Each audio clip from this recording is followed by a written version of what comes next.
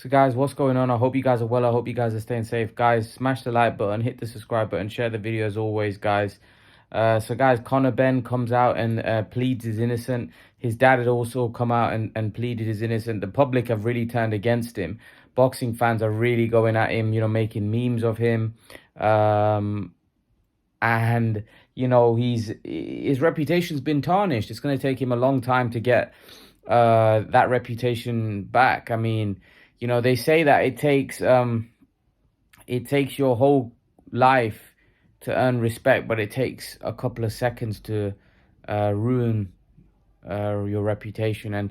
And Conor Benn was somebody that was being seen as a guy that's gonna be a potential superstar in the UK. He was going to be a future star. He was going to be somebody that could maybe not quite get to Anthony Joshua, but maybe get to that kind of level where he was going to be the next star in boxing. But this is a massive setback. I mean, Eddie Hearn must be devastated right now because he knows that he was potentially looking at Conor Benn as one of his future cash cows in Britain. Eddie Hearn would know that this is a massive setback for Conor Benn reaching that level that he wanted him to reach. He thought he was going to potentially be the next, stadium filler, going to be the next star. I do think he was in a division that was going to be very tough for him to achieve that, because Anthony Joshua got to world championship level, and Anthony Joshua was in a pretty weak division that just kind of, that division was pretty easy. So it was a lot easier for Anthony Joshua to get to the top.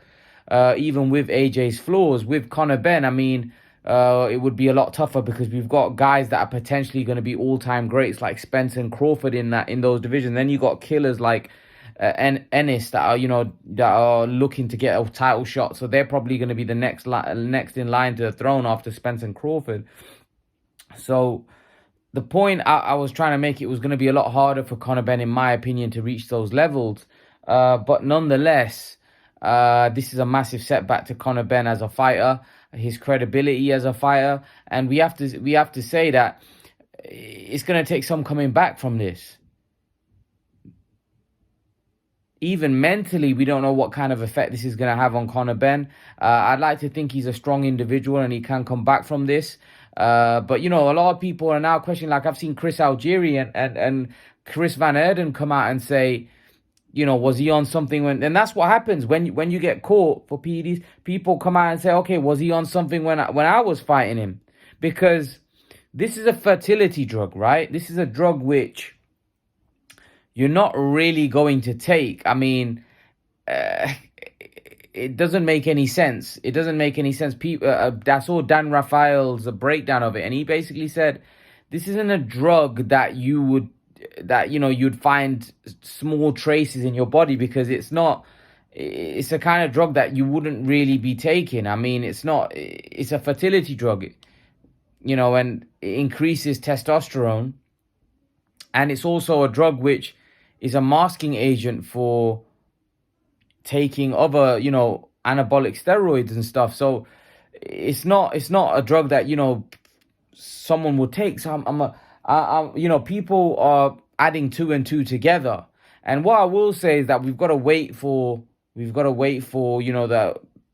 the B sample, which I don't know how that's going to be any different, because generally the B sample is basically the same thing. I mean, he's peed into a bottle, and then that gets split into an A sample and a B sample. I don't see how that's going to be any different. 99.9% of the times, the B sample is always the same as the A sample. So I don't know how that's going to be any different. But let's give him the benefit of the doubt. Let's see what happens. Let's see what investigation happens. And here's the thing. What's going to happen with Conor Benn next?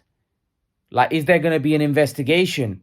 Is there going to be a suspension? Who knows? This is what I'm saying. We don't know what's going to come Conor Benn's way. We don't know whether Conor Benn's going to be subject to some punishments, fine, ban. We don't know. That's why his future is uncertain at this point.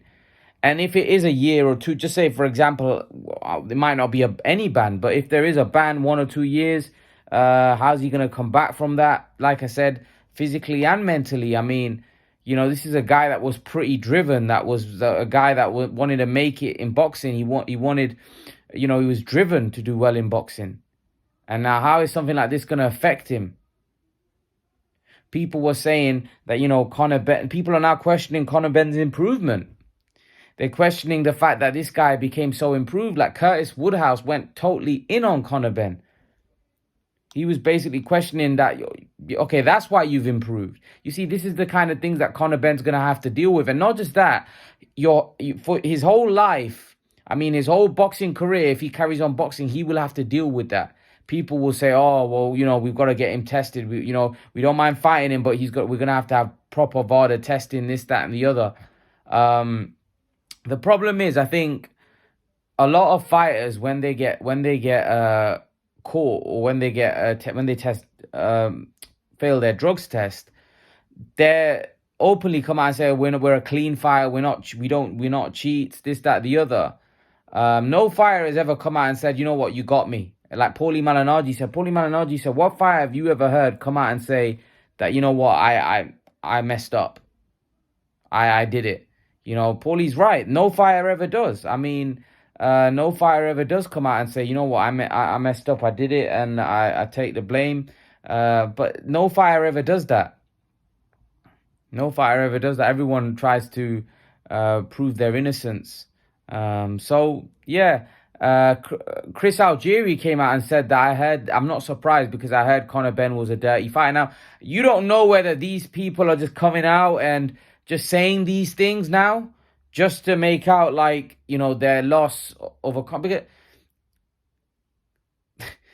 everyone's going to come out now. Everyone's going to come out and say, oh, well, yeah, we heard that he was this, that, and the other, but we don't know if they're actually just saying that bit, trying to take advantage of the situation, or they generally meant that. Chris Algieri hadn't been brutally knocked out like that before. So he's probably got a case that, look, I've been in the ring with Khan, Spence, Pacquiao. I never got brutally knocked out. And this kid, and brutally, but he was 37. He was past his best. So again, look, it is what it is. It is what it is. Conor Benn's gonna have to face these allegations now for the rest of his life, rest of his boxing career. And yeah, I'm interested to see now how he comes back from this, because it's not going to be easy. It's not going to be easy at all. Like, if he starts performing, does well, people will soon forget, but you will be reminded every now and then by the fans. But the main thing is how he comes back from this. And like he said, he wants to clear his name. But I don't think that's going to be, like I said, the drug that, he basically tested positive for. It's not the type of drug that you would find in maybe foods or something, it's not that type of drug. So I don't know. It's a tough one. But boxing is a little bit weird at times, and this is a difficult situation. Most people were looking forward to the fight. It's got cancelled, and like I said, it's really interesting to see now, does this fight ever happen again? How does Conor Benn come back? And if he does come back, does he now have to take fights that the public wanted to see, like the Avanesian fight, like the Mickinson fight, not start taking fights that the public want to see to gain his credibility back? Because Conor Benn, there was a lot of question marks about Conor Benn in terms of, like, he's ducking the risky fights, but he just wants to jump in with the top dogs. Fight Avanesian, fight Mickinson, fight guys like this, and now he may have to fight guys like that to gain his credibility back. But yeah, let's see, man. Let's see how this all plays out. Leave your thoughts in the comment section below. I'd love to know your opinion, guys, and I'll see you guys in the next video. Peace.